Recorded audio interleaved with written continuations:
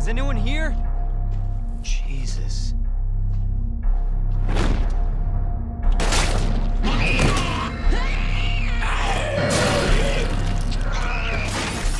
They're everywhere.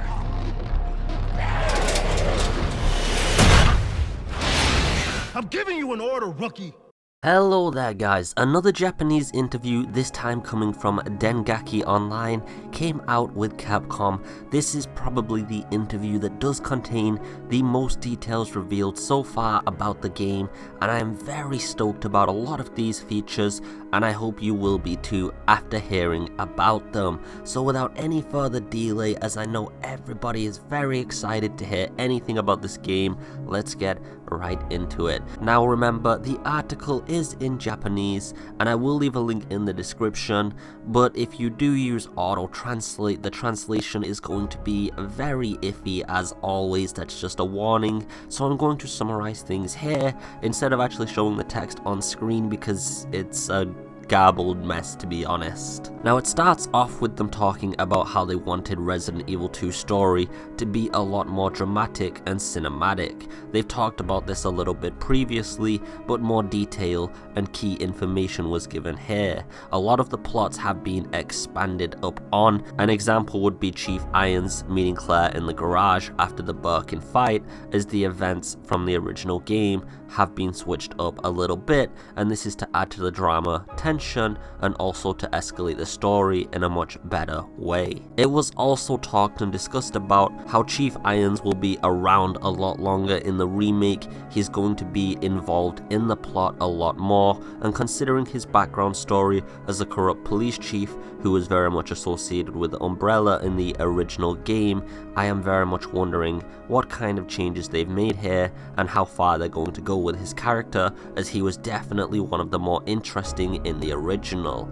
A lot of changes to the game were made in terms of drama and pacing of the storytelling, so it's up to us as fans to judge that as to how good the narrative actually is. Now there's going to be one storyline in this, no two separate storylines, and that means that it's all canon. And to elaborate and give an example, if you're playing Leon, you will see Claire at certain points in the game, and then when you are Claire, you'll go through and be at those same points. And basically this is to avoid some of the issues the original games had with canon issues. Everything's going to be one solid smooth journey this time, and this is why the A/B scenario option was definitely removed. They changed Sherry Birkin to be more like an actual little girl rather than the Japanese version of an actual girl wearing a sailor outfit and such. And so her outfit changes were made, as well as the fact that she was also changed in other ways, as they've talked about in interviews, with her dialogue being a lot more mature,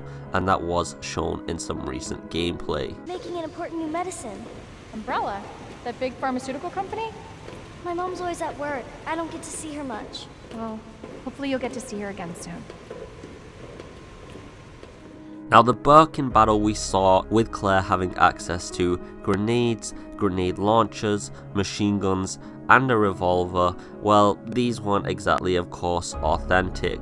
You're not going to have that much weaponry that early in the game. It was a customized demo for the journalist to give them a little bit of an experience with the diversity of weapons, and when you actually encounter the Birkin boss battle in the original form, you're not going to have access to all of that, and you're going to be very, very gimped in comparison. But this also does demonstrate another thing, because personally, I think the journalist had God mode on as well, as I saw people getting hit like 8 to 9 times and not going down. So this demo was probably just to give them the experience of what the game will be like, but the difficulty in that boss battle is going to probably be more intense than it actually looked. Of course, the fight with the Birkin boss battle does take place in the basement of the RPD, and not only did they really want to emphasize how malicious he is with his design, they also wanted to design weak points that you can aim at due to the camera changes to third person, and of course the eye is going to be one of these critical points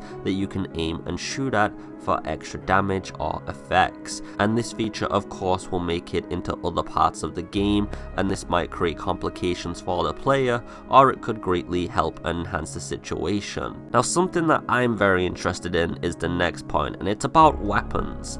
Now, weapons are going to be very, very interesting in Resident Evil Remake 2. There's going to be main weapons and sub-weapons, something we've kind of had before but not in this exact format. Now, main weapons are the common standard things that you would expect, you know, your pistols, your machine guns, your shotguns, your grenade launchers, and all of those things that can just do hard damage.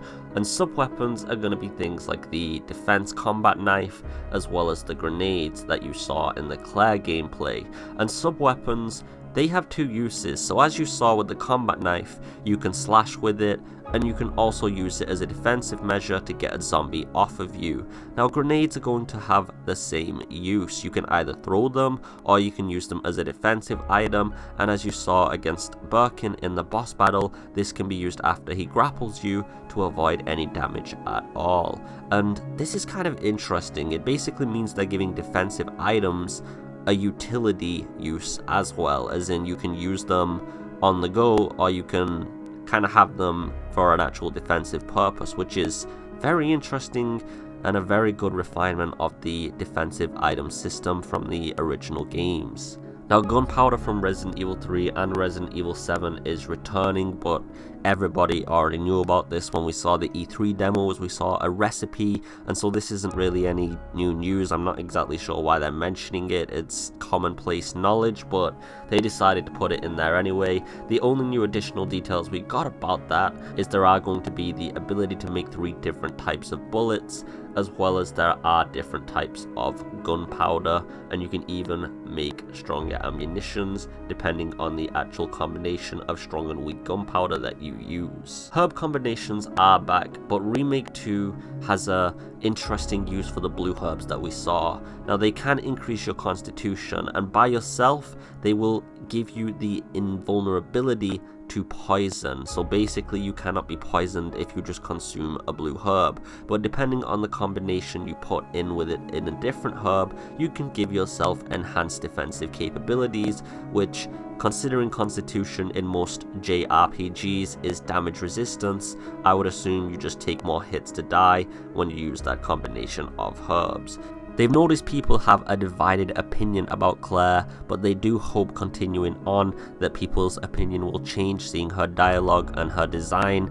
And also I did notice that Capcom, like I said before, has been changing Claire's design about 20 times, so I'm sure after I'd hypothesized that and now we see this comment, that's the reason why. Now interestingly, the element they focused on the most in this game is probably the zombies, they say. They wanted to make them feel authentic, they wanted to make them feel scary and relentless, they wanted to make them feel like true zombies really should feel, and I'm sure anyone who's seen the footage of Resident Evil 2's remake can agree they've definitely got that down well, and so the amount of effort put just into the regular zombies is duly appreciated by the fans, as the T-virus zombies are just the best things to fight. Now there's also a confirmation there will be no Crimson Heads in Resident Evil 2's remake, so everybody can stop with that theory. Now they did pay a lot of attention to the small, authentic and immersion enhancing details,